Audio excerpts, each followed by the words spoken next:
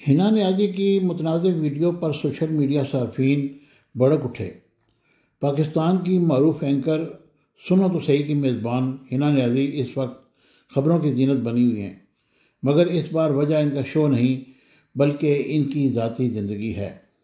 हाल ही में हिना न्याजी ने अपनी पसंद के शख्स से शादी की और शादी की तमाम तकरीबात में इनके हसीन अंदाज ने मद्दाहों के दिल जीत लिए।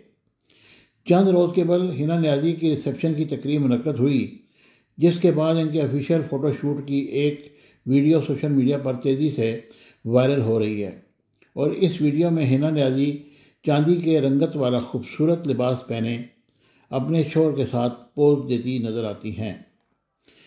एक ख़ास लम्हे में उन्होंने फूलों का गुलदस्ता चेहरे के सामने रखते हुए ऐसे अंदाज में तस्वीर बनाई जैसे वो अपने शोहर को बोसा दे रही हैं। हमेशा की तरह सोशल मीडिया सार्फिन इस पर भी मुनकसम नज़र आए।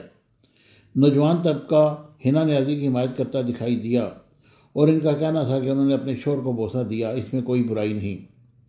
एक सारफ ने लिखा कि ये इनकी ज़ाती ज़िंदगी है और वो शादीशुदा हैं, जबकि दूसरी जानब कुछ सार्फिन से हमारी सकाफत और रवायात के ख़िलाफ़ करार दिया।